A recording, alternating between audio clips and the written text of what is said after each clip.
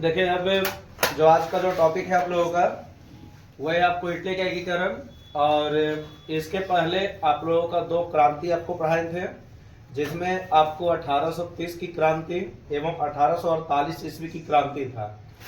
आज एक ऐसा टॉपिक है, इस टॉपिक से आपको कई प्रकार के प्रतियोगिता एग्जाम में भी आपको पूछता है। ठीक है, जैसे मान लेते हैं कि आप जब आप हल्का हल्का उम्र आपको बढ़ेगा तो उस समय आपको पता चलेगा कि रेलवे के भी एग्जाम में आपको पूछता है ये सब सवाल। ठीक है, एसएससी भी पूछता है, बीएसएस भी पूछता है और कई प्रकार के एग्जाम में आप लोग के सवाल आपको पूछता है। तो सबसे पहले हम आप लोगों को ये बताते हैं कि आखिरकार ये जो इटली का एकीकरण जो था इसके पीछे का रीजन क्या है, और इसमें आपको समझा देते हैं कि आखिरकार जो इटली का एकीकरण जो है ये आखिरकार हुआ क्यों था। और कारण ये भी था कि इटली के एकीकरण करने के लिए कौन कौन से व्यक्ति जो था जो इसके लिए जाना जाता है। तो सबसे पहले यहाँ पर ये ध्यान रखेंगे कि ये जो इटली के एकीकरण में था, इटली एक देश है, जबकि एकीकरण का मतलब ये हो गया उसको इटली कई रूप में आपको बटा हुआ था, उसको एक करने का प्रयास किया जा रहा था। जिसमें शुरुआत में भी आपको बताए थे कि इसमें आपको तीन व्यक्ति का नाम आता है, जिसमें एक का नाम है जिसका नाम है आपको मेजनी। आराम आराम समझेंगे क्योंकि सब तीनों टॉपिक आपको पढ़ाया जाएगा। एक का नाम है आपको मेजनी, जबकि दूसरे का जो नाम है जिसका नाम है आपको काउंट काबुल, जबकि तीसरे का जो नाम है जिसका नाम है आपको गैरिबाल्डी। तो सबसे पहली बात तो ये जानेंगे कि आखिरकार ये जो इटली के एकीकरण जो था इसमें तीन व्यक्ति का नाम आता है, जिसमें एक का नाम है आपको मेजनी, दूसरे का नाम है आपको काउंट काबुल, जबकि तीसरे का जो नाम है जिसका नाम है आपको गैरिबाल्डी। तीन व्यक्ति है, जिसमें एक व्यक्ति और रहेगा। उस समय एक शासक भी हुआ करता था, उस शासक का नाम था जिसका नाम था आपको विक्टर एमेनुअल। एक चर्चित राजा है जो इटली के एकीकरण में पूरी तरह से यानी प्रत्यक्ष रूप से यह सामना भी किया था और यह भी चाहता था कि इटली का एकीकरण हो। एक बहुत भी क्वेश्चन है, ठीक है, और इसमें कई प्रतियोगिता एग्जाम में भी आप लोगों का सवाल ये बनता है, तो इसको आप समझने का प्रयास करना। तो इसमें आपको तीन व्यक्ति हो गया, जबकि एक शासक है जिसका नाम है आपको विक्टर एमेनुअल। अब इटली के एकीकरण में कुछ मेन जो पॉइंट्स ये आता है कि आखिरकार इटली का जो संपूर्ण एकीकरण जो हुआ है ये 1871 ईस्वी को हुआ है। ये संपूर्ण एकीकरण की बात हो रहा है। जब संपूर्ण एकीकरण की बात हो रहा है तो आपको 1871 ईस्वी के पहले की कहानी आपको देखना है कि आखिरकार 1871 ईस्वी की पहले की कहानी क्या था। ठीक है, क्या घटना घटा जिससे इटली कई रूप में बट गया, इटली में कौन कौन से ऐसे मुख्य बातें थी जिसमें इटली को एक करने की बाधाएं उत्पन्न हो रही थी, कई प्रकार का बाधा था। आज इस बाधा को हम पढ़ाते हैं और इसको जानते हैं कि आखिरकार इटली के एकीकरण में कौन कौन सी बाधा था जो इसको उत्पन्न कर रहा था। तो सबसे पहले याद रखेंगे कि मान लेते हैं कि अगर बाधा को देखा जाए जिसको बोल सकते हैं समस्या, तो सबसे पहले समस्या को जानेंगे कि आखिरकार इसके बीच में क्या क्या समस्या थी। ये समस्या को समझेंगे कि आखिरकार समस्या क्या था। तो देखो, सबसे पहले समस्या था कि आपको शुरू में पढ़ाई थे कि पुनः जागरण काल में कि इटली के पर दो देशों का कब्जा था शुरू से ही, जिसमें एक का नाम था आपको फ्रांस, जबकि दूसरे का नाम था आपको ऑस्ट्रिया यानी मेटरनी। तो सबसे पहली बात यह हो गया कि इस इटली पर आपको दो देश का कब्जा यानी इटली पर फ्रांस तथा ऑस्ट्रिया का हस्तक्षेप। पहला मेन पॉइंट है ऑस्ट्रिया का हस्तक्षेप। अब ये जो पॉइंट्स होता है हस्तक्षेप, अब इसमें यह कहा जाता था कि इटली के एकीकरण में कुछ बाधा यह भी था कि इटली पर आपको फ्रांस और ऑस्ट्रिया राज करता था। ये नहीं चाहता था कि इटली का एकीकरण हो। ठीक है, जैसे कहने का मतलब है ना कि ये जो फ्रांस जो था ये इसका मेन उद्देश्य ये था कि इटली मेरे साइड में होना चाहिए, ऑस्ट्रिया का भी मेन उद्देश्य ये था कि इटली मेरे मतलब हिस्से में होना चाहिए। लेकिन सबसे बड़ी समस्या आपको यही आ रहा था कि इटली का एकीकरण आपको बढ़िया से नहीं हो पा रहा था।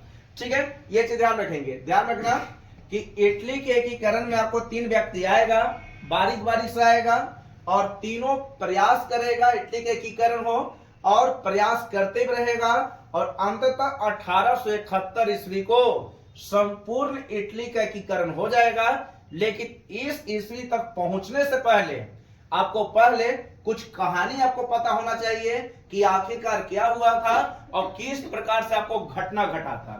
तो अब यहां पर याद रखेंगे कि समय बीतने के साथ साथ कुछ समस्या यह भी था कि इटली पर आपको फ्रांस तथा ऑस्ट्रिया का हस्तक्षेप था। ये दोनों नहीं चाहता था कि इटली का एकीकरण हो। एक समस्या यह भी था कि पोप। एक सबसे बड़ी समस्या यही था पोप। अब पोप का मतलब पहले ही बताए थे कि इटली में जो सबसे पूजनीय व्यक्ति होते थे, जैसे प्रत्येक धर्म में या प्रत्येक देश में कोई ना कोई आपको पूजनीय व्यक्ति होता है, तो इटली में जो पूजनीय व्यक्ति था उसका नाम था आपको पोप। और आपको ये भी बताए थे कि इसके नाम से एक शहर भी था जिसका नाम था आपको रोम। ठीक है, तो एक बाधा ये भी था पोप।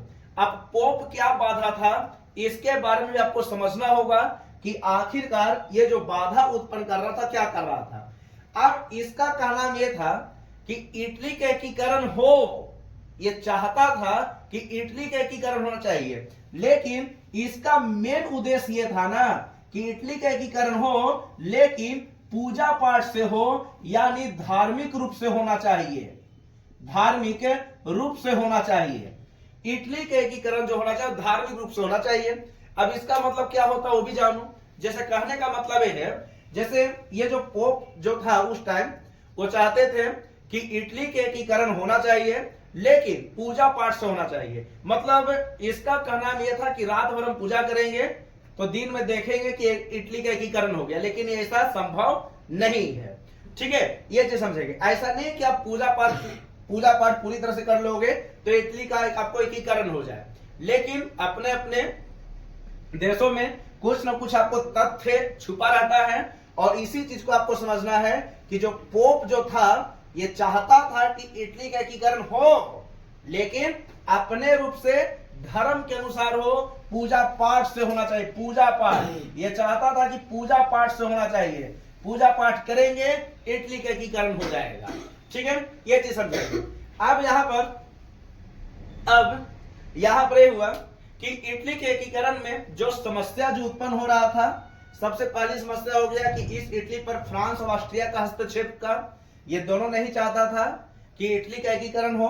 दूसरी बात हो गया पोप, क्योंकि पोप खुद चाहता था कि इटली का एकीकरण हो, लेकिन मेरे अनुसार होना चाहिए। मेरे अनुसार क्या है, तो धार्मिक पूजा पाठ से होना चाहिए। हम जैसे पूजा पाठ करेंगे, ठीक है, वैसे ही आपको इटली का एकीकरण हो जाएगा। लेकिन कुछ ऐसी भी बातें होती है जो, जैसे आप खुद सोचो ना कि मान लेते हैं कि इटली फ्रांस है और ऑस्ट्रिया का हस्तक्षेप है, यानी गुलाम बनाए हुए है इटली को। क्या आप खुद सोचो कि अगर पूजा पाठ करें तो रातों रात फ्रांस और ऑस्ट्रिया गायब हो जाएगा? ऐसा थोड़ी होता है। ये केवल फिल्म में, सीरियल में आपको ऐसा दिख सकता है, ठीक है, लेकिन वास्तविक रूप से कुछ और होता है। ये केवल आप कल्पना ही कर सकते हैं कि पूजा पाठ करेंगे या धार्मिक रूप से करेंगे। पोप चाहता था, ठीक है, कि पोप चाहता था कि धार्मिक रूप से करेंगे तो फ्रांस और ऑस्ट्रिया हस्तक्षेप नहीं करेगा, लेकिन वास्तविक जीवन में कुछ और है ये। अब यहां पर याद रखेंगे कि इसीलिए समस्या आपको कई प्रकार से आ रहा था। इटली के एकीकरण में कई प्रकार से बाधाएं उत्पन्न हो रही थी। अब इटली के एकीकरण के समय, इसके पहले एक आपको पढ़ाया था जिसका नाम था आपको वियना सम्मेलन, जिसमें एक पॉइंट आपको कहे थे वियना सम्मेलन में। कुछ पॉइंट्स ये भी था जिसमें एक कहा गया था वियना सम्मेलन में, जिसमें आपको 1815 ईस्वी को ये हुआ था, और इसी 1815 ईस्वी को बहुत ज्यादा लोगों ने इटली के एकीकरण का प्रश्न उठाया। यानी इस वियना सम्मेलन में भी इटली के एकीकरण का प्रश्न उठा कि इटली का एकीकरण कर दिया जाए, जितना से जल्दी हो इटली का एकीकरण होना चाहिए। इसलिए वियना सम्मेलन की अध्यक्षता एक व्यक्ति कर रहा था। उस व्यक्ति का नाम था आपको मेटरनिक। मेटरनिक जो था 1815 ईस्वी को अध्यक्षता कर रहा था, और उसने 2 शहर को मिला दिया जिसका नाम था आपको सोर्निया एवं पिडमाउंट। बहुत चर्चित नाम है ये, शहर का नाम है जिसका नाम है आपको सोर्निया एवं पिडमाउंट। ये जो सोर्निया एवं पिडमाउंट जो था ये दोनों को एक कर दिया और इस प्रकार पहला एकीकरण यहां पर हो गया, पहला एकीकरण हो गया। अब इसका मतलब क्या हुआ, अब इसको भी हल्का समझेंगे क्या था पॉइंट्स। देखें सबसे पहली बात, ये जो इटली का एकीकरण होना था 1871 ईस्वी को, इसके पहले की जो पृष्ठभूमि है हम पहले उसको आपको समझा दे रहे हैं क्या था से, जिसमें कई प्रकार से आपको समस्या उत्पन्न हो रही थी, जिसमें वियना सम्मेलन का भी एक बहुत बड़ा देन होता है क्योंकि दो शहरों को ये मिला दिया था, जिसमें एक का नाम था आपको सोर्निया एवं पिडमाउंट। ये अपने आप में वीवीआई क्वेश्चन है और ये सवाल आपको पहले बन चुका है, ठीक है, ये चीज समझेंगे। और आपको बार बोलते हैं कि जहां से आपको सवाल बने वही पढ़ो क्योंकि वही चीज आपके लिए बहुत जरूरी है। ज्ञानी बनने से अच्छा है कि नौकरी पाना बहुत महत्वपूर्ण है, क्योंकि आपके गांव में एक से एक लोग अभी मिलेंगे जो ज्ञान लेकर भी आपको इन्हें उन्हें बैठा हुआ होगा, ठीक है। समाज में भले उसको कहा जाता है कि बहुत नॉलेजदार है, लेकिन जैसे जैसे समय बीतेगा लोग वर्तमान में भी है ना सरकारी जॉब वालों को ज्यादा रुतबा देता है, ज्यादा वैल्यू देता है, रुतबा उसको कुछ अलग रहेगा। तो इसलिए आपको भी बोलते हैं कि अच्छे से इसको पढ़ लें, आपको बाद में बहुत ज्यादा काम आने वाला है, ठीक है। और एक चीज आओ आपको समझाते रहते हैं कि इतना विस्तृत अध्ययन बहुत जरूरी भी आपके लिए, क्योंकि जैसे जैसे आपको उम्र बढ़ेगा वैसा वैसे वैसे आपको खुद समझ में आ जाएगा कि इस समय पढ़ लिए थे, ये आपको बाद में बहुत फायदा मिलता है इससे, ठीक है। इसलिए पहले इसको जान ले क्या बात है और इसमें कौन कौन से पॉइंट्स था। तो सबसे पहले ये तो आपको बता दिया गया, जिसमें आपको वियना सम्मेलन भी था 1815 को हुआ था और इसमें इटली के दो शहरों को पहली बार मिलाया गया जिसका नाम था आपको सोर्निया एवं पिडमाउंट, ठीक है। अब बात यहीं तक नहीं हुआ, जब दो शहर को पहली बार मिला लिया गया तो कुछ दिन के बाद कुछ समय के बाद और इटली के लोगों ने बोला कि बाकी शहरों को ही मिला लिया जाए, ठीक है। तो ये दोनों देश, लेकिन ये आपको बताए थे कि नेपोलियन आपको हार चुका था, बदले में कौन था तो ऑस्ट्रिया। अभी इटली पर जो मेन जो राज कर रहा था ऑस्ट्रिया कर रहा था, ठीक है, ये चीज समझेंगे। अब देखिए क्या हुआ है। अब इसी समय एक व्यक्ति था जिसका नाम था आपको मेजनी, सबसे ज्यादा चर्चित नाम है, इसको भी जानेंगे क्या है इसे। ये जो व्यक्ति था जिसका नाम था आपको मेजनी, अब इसी एकीकरण के प्रत्यक्ष रूप का फायदा लेने के लिए यानी फायदा उठाने के लिए मेजनी का आगमन हो गया, यानी इटली में आगमन हो गया, इटली में आगमन हो गया। पहले इसको जान ले क्या पॉइंट्स है इसे। अब ये जो मेजनी जो है, अब ये भी इटली के एकीकरण का प्रत्यक्ष लाभ यानी लाभ ले रहा था। ये चाहता था कि एकीकरण हो, ठीक है, एकीकरण के ये पक्ष में था, एकीकरण के ये पक्ष में था, पूरी तरह से एकीकरण के पक्ष में था। अब एकीकरण के पक्ष में होने के लिए पहले जिस टॉपिक को आपको पढ़ा रहे हैं पहले उसके बारे में कुछ जान ले कि आखिरकार मेजनी क्या था और किस प्रकार से इसको जाना जाता है। तो सबसे पहले जानने का प्रयास करें कि इसके बारे में यह कहा जाता था कि आपको साहित्यकार है। ये साहित्यकार का मतलब, साहित्य का मतलब होता है लेखन या लेखक, ठीक है, ये बुक लिखने में माहिर था उस टाइम। इसके बारे में भी कहा जाता है कि योग्य सेनापति भी था, ठीक है, योग्य सेनापति भी था। ये योग्य सेनापति यानी सेना के रूप में भी एक कार्य कर चुका है, लेखन भी करता था यानी लिखता भी था, कविता भी, ठीक है, साहित्यकार था। और इसके बारे में भी कहा जाता है कि योग्य सेनापति था। लेकिन इसके बारे में एक चीज और कहा जाता है कि इसके पास आपको व्यवहारिक गुण नहीं था, व्यवहारिक गुण नहीं था, व्यवहारिक गुण की कमी था, ठीक है। अब इसका मतलब क्या है इसका वाली समझे क्या है इसे। अब व्यवहारिक गुण का मतलब ही हो गया, जैसे मान लेते हैं कि बहुत सारे व्यक्ति ऐसा भी होता है कि बहुत बड़ा पद पर बैठ गया लेकिन उसके पास व्यवहार नहीं है। जैसे आज देखो ना, मान लेते हैं कि आपके कोई रिश्तेदार आपके घर में आ गए, जब आपके घर पर आएंगे तो आप ऐसा नहीं कि आप उसको नाश्ता नहीं पूछोगे, ठीक है, नाश्ता खिलाओगे। लेकिन मान लेते हैं आप नाश्ता नहीं दिए, एक दिन रहे, 2 दिन रहे, 3 दिन रहे, और मान लेते हैं आप फ्रेश नाश्ता उसको नहीं खिला रहे हैं, बासी बजारा वही खिला रहे हैं, सामने बोले ना बोले, लेकिन जैसा ही वो अपने जगह फिर जाएगा तो वहां पर है ना जरूर है ना कमी निकालना चालू कर देगा कि उस व्यक्ति के पास या जहां आप गए थे उसके पास व्यवहार नहीं था। ठीक है, बड़ों को प्रणाम करना व्यवहार नहीं है, प्रणाम ही नहीं करता है।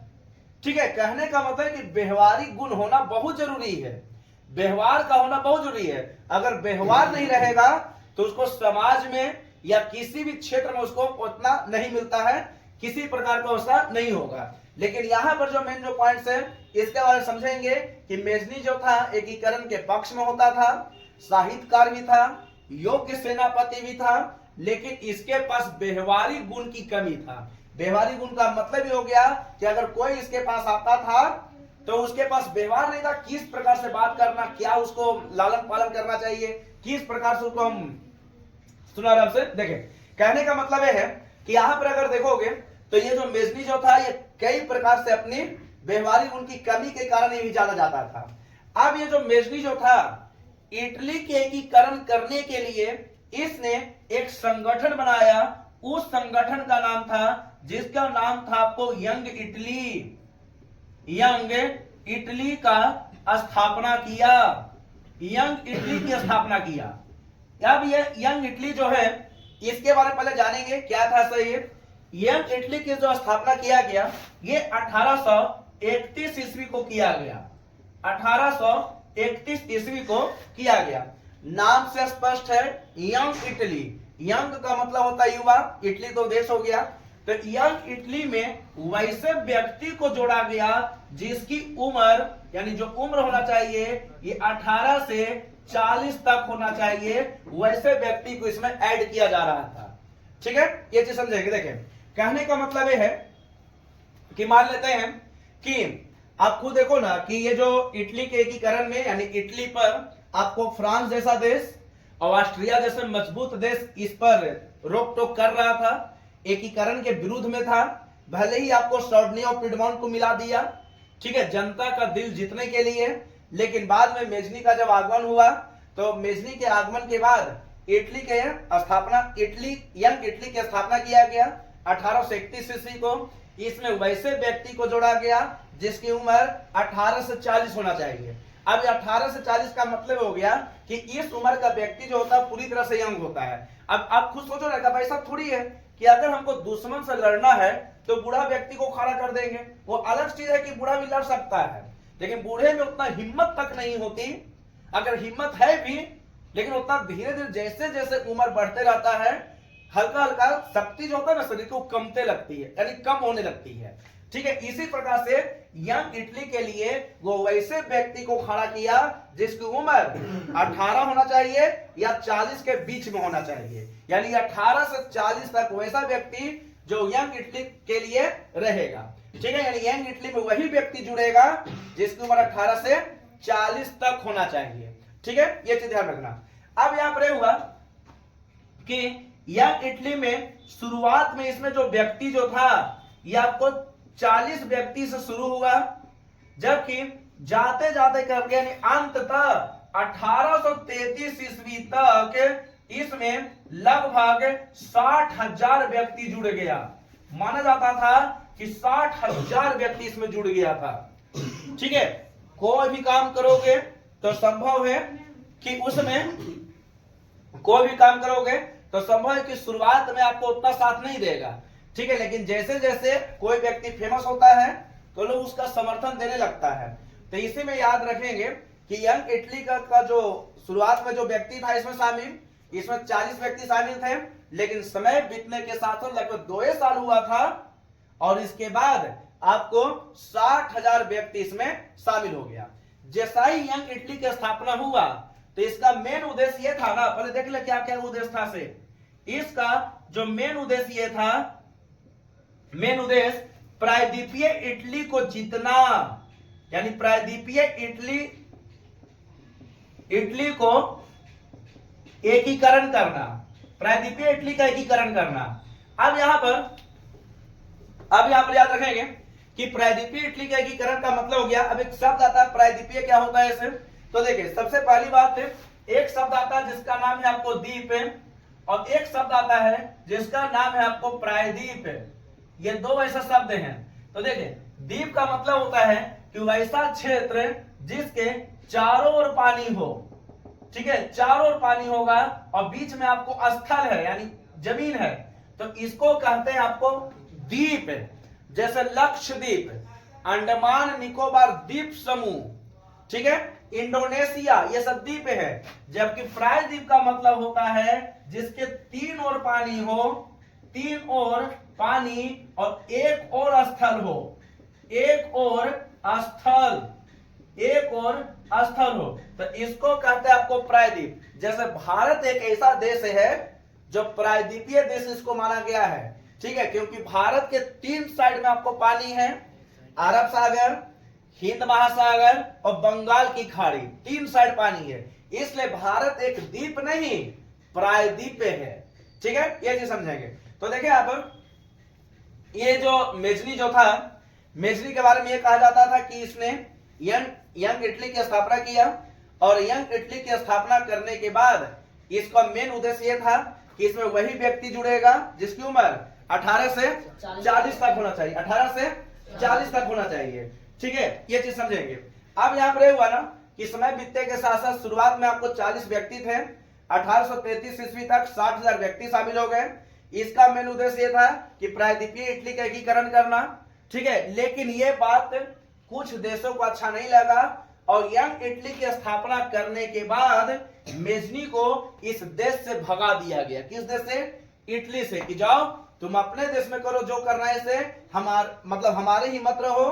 कौन बोलता होगा? या तो फ्रांस बोलेगा या फिर ऑस्ट्रिया बोलेगा, ठीक है। समय बीतने के साथ साथ ये जो व्यक्ति जो था, फिर 1834 ईस्वी को यंग यूरोप की स्थापना किया, यंग यूरोप की स्थापना।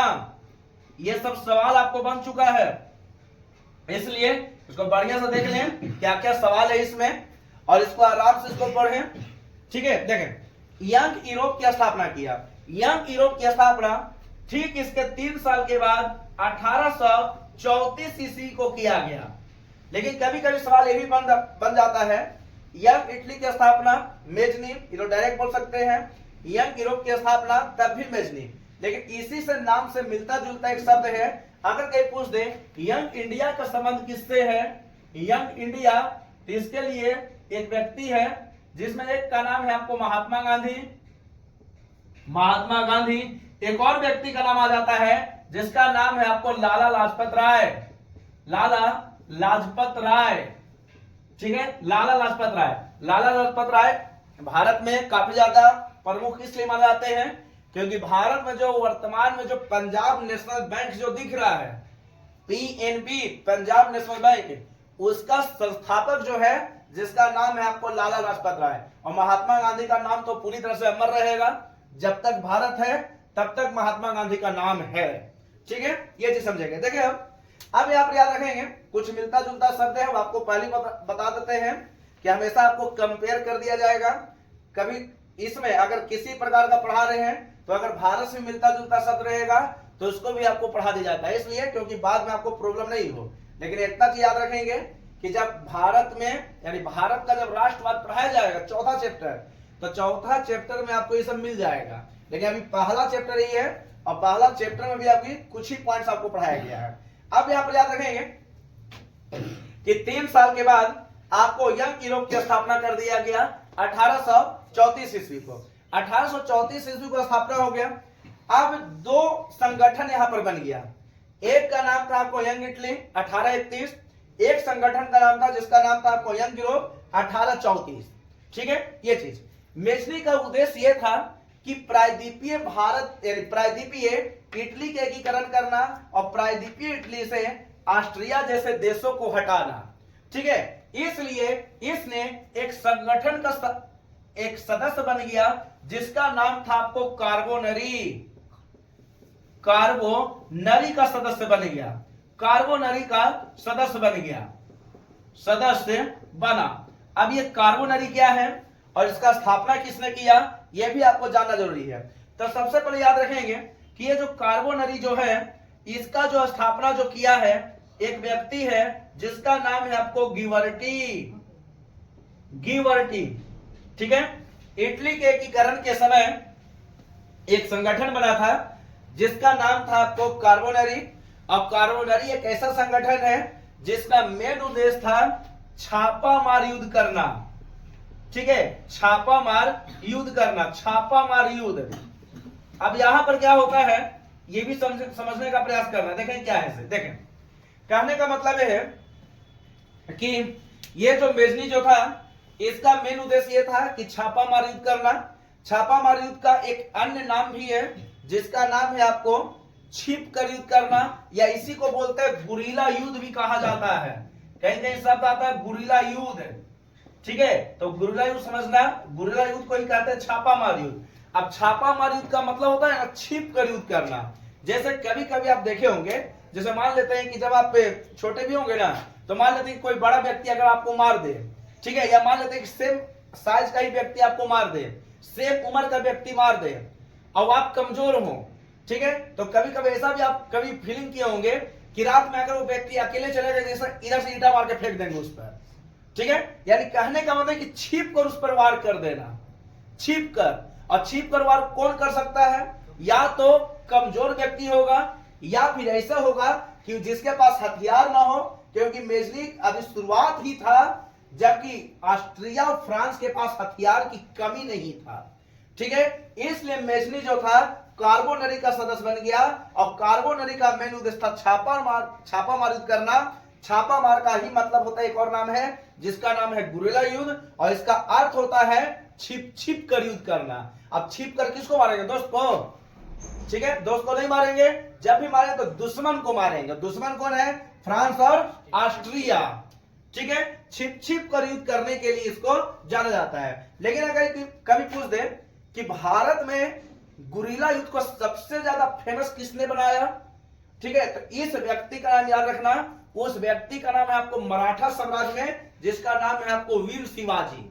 सबसे चर्चित नाम है, इसके नाम से बहुत सारा मतलब सीरियल में भी आपको बन चुका है।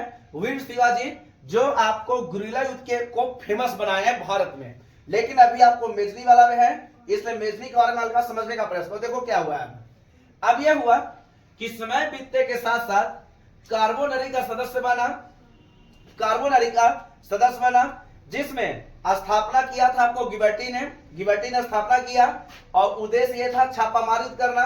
छापामार किसके लिए? तो दुश्मन के लिए। समय बीतते गया, अब मेजनी का एक ही उद्देश्य कि इटली का एकीकरण करना है।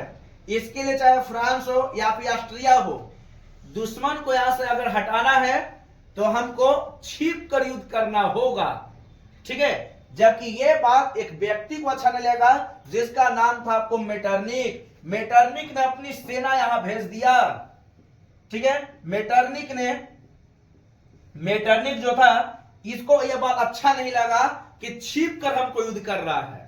ठीक है, मेटरनिक ने तुरंत उस समय एक लेटर जारी किया, चाहे लेटर जैसे भी हो, व्हाट्सएप से हो, टेलीग्राम से हो, लेकिन उस समय ये सब नहीं चलता था। लेकिन याद रखेंगे कि उस समय मेटरनिक जो था इसको खुली चेतावनी दिया कि अगर तुम में हिम्मत है तो सामना सामने युद्ध करो, तब तुमको निपट लेते हैं। लेकिन मेजनी क्या था? छापामार युद्ध करता था, अपने देश के लिए करता है। देखो, अगर कोई व्यक्ति अपने बात यानी कोई व्यक्ति अपने परिवार के लिए अगर चोरी करता है, ठीक है, तो समाज के नजर में भले वो चोर है, लेकिन परिवार के नजर में वो मसीहा कहलाएगा। ठीक है, तो यहां पर भी देखो, मेजनी भले ही छिप कर युद्ध कर रहा है, लेकिन इटली की नजर में हीरो है, लेकिन इसके नजर में ये विलन कहलाएगा। ठीक है, ये चीज समझे। जैसे तुरंत बताया है कि अगर कोई भी व्यक्ति मान लेते हैं कि अपने बेटा के लिए, बेटी के लिए, यानी फैमिली के लिए चोरी कर रहा है, तो फैमिली के नजर में भले वो हीरो हो, लेकिन समाज के नजर में वो बुरा व्यक्ति रहेगा। ठीक है, तो यहां पर देखो क्या हुआ है, मेटरनिक ने खुली चेतावनी दे दिया इसको कि अगर तुम में हिम्मत है तो सामने से युद्ध करो। मेजनी बोला कि हम नहीं, सामने से युद्ध नहीं करेंगे, जब भी करेंगे तो छिप कर युद्ध करेंगे। तो मेटरनिक को इसका मतलब तुम कायर हो, तो कायर भी नहीं है। अंततः समय बीता और अंततः मेटरनिक की सेना ने इसको पकड़ लिया। ठीक है, किसको?